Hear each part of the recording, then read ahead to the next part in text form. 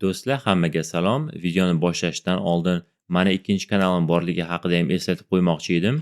Bu kanalda ham yaqinda yangi video chiqardim. Bu yoqda sizlar falsafa, madaniyat, siyosat va boshqa mavzularda bo'lgan videolarni topishinglar mumkin.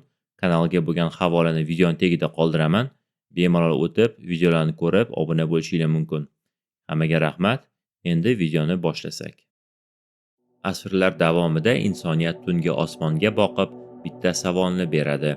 Biz koinotda yolg'izmizmi yoki yo'q? Hayot faqat Yerda mavjudmi yoki boshqa sayyoralarda ham mavjud bo'lishi mumkinmi? Biz tarixda anchayin vaqt Mars sayyorasida hayot mavjud bo'lishi mumkinligiga ishonib kelganmiz. Keyin bu masalaga qiziqish biroz so'ngandek bo'ldi. Eslasangiz, o'zga sayyoraliklar haqidagi videoimda men Marsning o'tmishda daryo bo'lgan tubida biologik qoldiqlar mavjud bo'lishi mumkinligi va hozirda u yerda izlash ishlari olib borilayotgani haqida gapirgan edim. Ha, shu paytgacha Mars o'z sirlarini bizdan yashirib kelgan ko'rinadi. Biroq NASAning shu oyning 10-sentyabr kuni qilgan bayonoti butun dunyoni larzaga keltirdi. Perseverance roveri milliardlab yillik tosh qatlamlari ichidan hayot shaklining kimyoviy dalillarini topdi. Bu tirik organizmning o'zi emas, lekin bu topilma bizni insoniyat tarixidagi eng buyuk kashfiyotlardan biri tomon yetaklashi mumkin. Ha do'stlar, oxirgi paytlarda omadimiz chopqillab qolgan ko'rinadi. Avval K2-18b sayyorasidan yaxshi yangiliklar. Endi yil tugamasidan yana bitta xursandchilik. Perseverance roveri o'zining 2 metrlik mexanik qo'li yordamida qadimda ko'l bo'lgan Jezero nomli kraterning tubidan 5 santimetrlik moddiy namuna oldi. Yoshi taxminan 3,5 milliard yilga teng bo'lgan bu jinsni tahlil qilish uchun organika va kimyoviy moddalarni skanerlovchi Sherlock nomli yuqori texnologiyali uskuna ishga solindi. Natijalar hayratlanarli edi. Namunada uglerod va vodoroddan tashkil topgan murakkab organik molekulalar aniqlandi. Bu molekulalar hayotni yaratish uchun zarur bo'lgan moddalar hisoblanadi.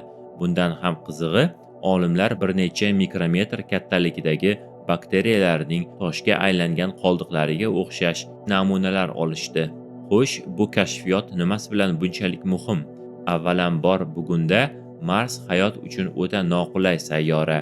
Atmosfera zichligi Yer atmosferasining atigi 1% ni tashkil etadi. O'rtacha harorat esa Selsiy bo'yicha -62 ga teng. Kuchli quyosh radiatsiyasi esa har qanday hayotni yo'q qilib yuborishi mumkin. Ammo olimlar milliardlab yillar avval bu sayyorada hammasi boshqacha bo'lgan deb hisoblashadi. Marsda qalin atmosfera, daryolar, ko'llar va ehtimol 21 ming kub kilometrdan ortiq suvga ega bo'lgan okeanlar mavjud bo'lgan. Aynan o'sha davrda Yerdagi hayot endigina paydo bo'layotgan paytda qizil sayyorada ham qandaydir ibtidoiy hayot shakllari mavjud bo'lgan bo'lishi mumkin. Perseverance topgan dalillar aynan ana shu qadimiy sersuv davrga ishora qilmoqda. Ushbu topilma ilmiy hamjamiyatda katta rezonans uyg'otdi. Yerda Marsga o'xshash ekstremal sharoitlarni o'rganuvchi astrobiologlarning ta'kidlashicha, topilgan organik birikmalarni shunchaki kimyoviy reaksiya mahsuli deb atash uchun ularning tuzilishi juda murakkablik qiladi. Boshqa tarafdan esa Garvard universiteti professori Avi Loeb kabi ba'zi olimlar jarangdor bayonotlar berishda hozircha ehtiyotkorlikka chaqirmoqda. Biz namunalarni Yer laboratoriyasida sinchkovlik bilan tekshirmagunimizcha 100% xulosa chiqara olmaymiz. Ammo hayot Yerdan tashqarida ham mavjud bo'lishi mumkinligi ehtimoli 0 ga teng emasligining o'zi bir inqilobdir, deydi u. Haqiqatdan ham yakuniy javob hali oldinda. Perseverance tomonidan to'plangan jins namunalari maxsus titan kapsulalarga joylashtirilib, hozircha Marsda qoldirilgan. NASA va Yevropa kosmik agentligi hamkorligidagi Mars Sample Return missiyasi shu 10 yillikning oxirida start olib, ushbu namunalarni Yerga olib kelishi rejalashtirilmoqda. Bu kapsulalar 2030-yillarning boshlarida Yerga yetib keladi. Shundan so'nggina olimlar ularni Yerning o'zida Marsga yuborish imkonsiz bo'lgan aniqroq va murakkabroq uskunalar yordamida laboratoriyalarning o'zida tahlil qilib, bu sirli topilmalarning biologik yoki geologik kelib chiqishi haqida aniq yakuniy xulosalar yasay oladilar.